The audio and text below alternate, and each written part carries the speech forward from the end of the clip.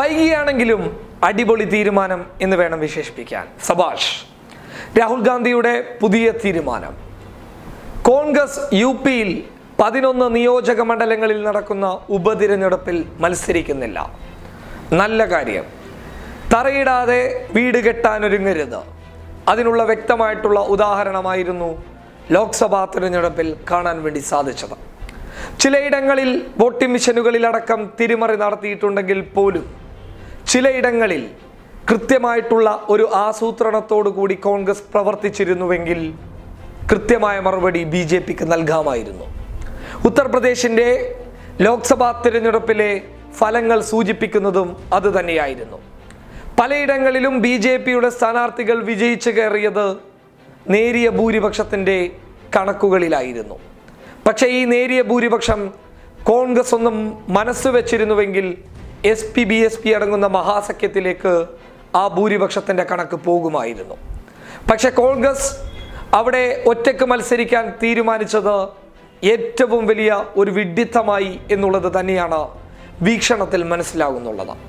അപ്പോൾ നിലവിലെടുത്ത തീരുമാനം 11 നിയോജക മണ്ഡലത്തിൽ നടക്കുന്ന ഉപതിരഞ്ഞെടുപ്പിൽ കോൺഗ്രസ് മത്സരിക്കാൻ തയ്യാറല്ല എന്ന തീരുമാനം സ്വാഭാവികമായിട്ടും BJPക്ക് ശക്തമായിട്ടുള്ള തിരിച്ചടിയെ സമ്മാനിക്കുമെന്നുള്ള കാര്യത്തിൽ യാതൊരു സംശയവും വേണ്ട.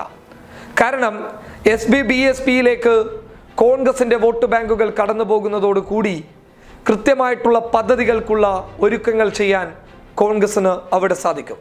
2022 നടക്കാൻ വേണ്ടി പോകുന്ന ഉത്തർപ്രദേശിലെ നിയമസഭാ തിരഞ്ഞെടുപ്പിലേക്ക് കൃത്യമായിട്ടുള്ള പദ്ധതിയോടുകൂടി കോൺഗ്രസിന് നീങ്ങാൻ വേണ്ടിയിട്ടും സാധിക്കും.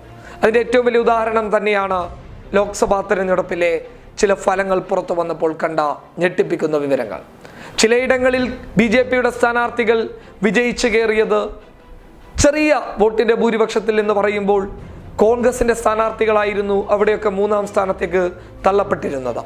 എന്നാൽ ഈ കോൺഗ്രസിൻ്റെ വോട്ടും കൂടി മഹാസഖ്യത്തിലേക്ക് കടന്നുപോയിരുന്നുവെങ്കിൽ അവിടെയൊക്കെ BJPക്ക് പരാജയമുണ്ടാകുമായിരുന്നു എന്നുള്ളതാണ് ലഭിക്കുന്ന കണക്കുകൾ അനുസരിച്ച് പറയാനുള്ളത്.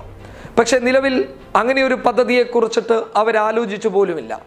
പക്ഷെ അന്ന് മായാവതിയും അഖിലേഷ് യാദവും മുന്നോട്ട് വെച്ചിരുന്ന 8ഓളം സീറ്റുകൾ വാങ്ങിയിട്ട് മിണ്ടാതിരുന്നുവെങ്കിൽ ഇന്ന് 2ൽ കൂടുതൽ സീറ്റെങ്കിലും കോൺഗ്രസിന് ലഭിക്കുമായിരുന്നു. വൈകിയാണെങ്കിലും കോൺഗ്രസ് എടുത്ത തീരുമാനത്തിന് ഒരു ബിഗ് സല്യൂട്ട് നൽകാതിരിക്കാൻ വയ്യ. പ്രതിപക്ഷങ്ങൾ ഒന്നിക്കേണ്ട സാഹചര്യമാണ്. പ്രതിപക്ഷങ്ങൾ അവർ തമ്മിലുള്ള പ്രശ്നങ്ങളെ രമ്യതയോടുകൂടി പരിഹരിച്ച് ആ പ്രശ്നങ്ങളിൽ കൃത്യമായിട്ടുള്ള തീരുമാനങ്ങൾ കണ്ടെത്തി തിരഞ്ഞെടുപ്പ് നേരിടുമ്പോൾ EVM തട്ടിപ്പുകൾക്ക് നേരെ വിരൽ ചൂണ്ടുകയും കൃത്യമായിട്ടുള്ള ആസൂത്രണ നീക്കങ്ങൾ നടത്തി തിരഞ്ഞെടുപ്പിൽ ഒരു സൗഹൃദത്തോടു കൂടി തിരഞ്ഞെടുപ്പിനെ മുന്നിൽ കണ്ടുകൊണ്ട് ഞങ്ങളുടെ ചേരികളിലുള്ള വോട്ടുകളും നിങ്ങളുടെ ചേരികളിലുള്ള വോട്ടുകളും ഒന്നാകും എന്നുള്ള പ്രതീക്ഷയിലേക്ക് കടന്നുപോയാൽ മാത്രമേ ഇനിയുള്ള തിരഞ്ഞെടുപ്പുകളിൽ ജനാധിപത്യത്തെ സംരക്ഷിക്കാൻ വേണ്ടി സാധിക്കുകയുള്ളൂ. News desk public Kerala.